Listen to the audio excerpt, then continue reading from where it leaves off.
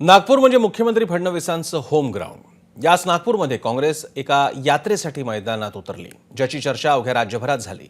यात्रेचा नेमका हेतू काय होता, कोण कोण यात्रेत सहभागी झालं, सत्ताधाऱ्यांच्या या यात्रेवर काय प्रतिक्रिया होती, हे सगळं जाणून घेऊयात या खास रिपोर्टमधून। तळपता सूर्य,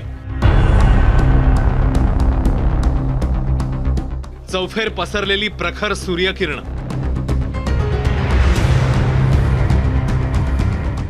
भाजून काढणारं ऊन, असं तप्त वातावरण एकीकडे असताना दुसरीकडे सद्भावनेची शीतलता निर्माण करण्यासाठी काँग्रेसने नागपूरमध्ये सद्भावना यात्रेचं आयोजन केलं होतं। 17 मार्चला झालेल्या हिंसाचाराच्या पार्श्वभूमीवर काँग्रेसचे नेते रॅलीत सहभागी होणार होते। एकच संदेश या नागपूर शहरासाठी, या महाराष्ट्रासाठी, या देशासाठी आहे। या देशामध्ये केवळ जर देश चालवायचा असेल, लोकशाही जर जिवंत ठेवायची असेल तर नफरत छोड़ो और मोहब्बत की दुकान लगाओ और मोहब्बत करो। सद्भावना हा दोन समाजामध्ये एकतेचा प्रतीक आहे, एकात्मतेचा प्रतीक आहे। त्या दृष्टिकोनातून ही यात्रा या ठिकाणी आयोजित केली। खरं तर ही यात्रा छत्रपती शिवाजी महाराज पुतळा चौक, कोतवाली पोलीस स्टेशन, बडकस चौक, चिटणीस पार्क, देवडिया भुवन, भालदारपुरा चौक, गंजीपेठ, राजवाडा पॅलेस या मार्गाने निघणार होती। एकूण अंतर होतं अंदाजे 2.5 किलोमीटर। यात्रा सुरू झाली। 2.5 किलोमीटर सोडा, पण 1 किलोमीटरचं अंतर कापण्यापूर्वीच काँग्रेस नेत्यांना सद्भावना यात्रा आटोपती घ्यावी लागली।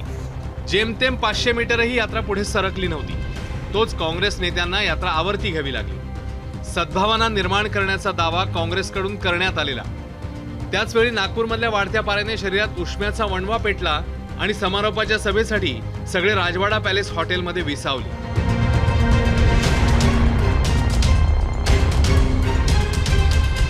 साहेब, फक्त अगदी 500 मीटर अंतराची यात्रा आहे आणि 1 महिन्यानंतर काढली जाते अशी पण टीका करतायत काही लोक। नाही, हा विषय असा आहे की सद्भावना यात्रा काही थांबत नाही, नेहमीच हिंसाचार होत असतो आणि हे कंटिन्युअस प्रोसेस आहे। म्हणजे जेव्हा दंगली झाल्या तेव्हा काढायची असा विषय नाही आहे। नागपुरात 17 मार्चला दंगल झाली, आज 16 एप्रिल आहे। 16 एप्रिल जरी असली तरी आम्ही त्याच्यामध्ये ते समवण्याचा प्रयत्न केला। आमचे खासदार, जे स्थानिक रामटेकचे खासदार असो, जे संबंधित आहेत त्या लोकांनी सगळ्यांना बसून सगळ्यांना शांतता प्रस्थापित करण्यासाठी आपण ती वेळ नव्हती। आटोपत्या घ्याव्या लागलेल्या काँग्रेसच्या यात्रेवर भाजपने चांगलंच तोंडसुख घेतलं। नॅशनल हेराल्ड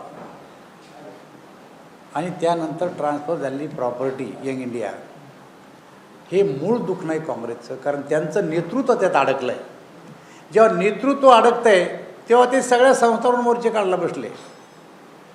यांचा मोर्चा हा बेकायदेशीर आहे। मोर्चाचा इश्यू त्यांना सापडत नाही दुसरा कोणता, कारण आमचं केंद्रातलं आणि राज्यातलं जे सरकार आहे ते जनतेच्या हिताचे निर्णय घेत आहे। पोलिसांनीच 500 मीटरपर्यंत यात्रेला परवानगी दिल्याचीही माहिती समोर आली।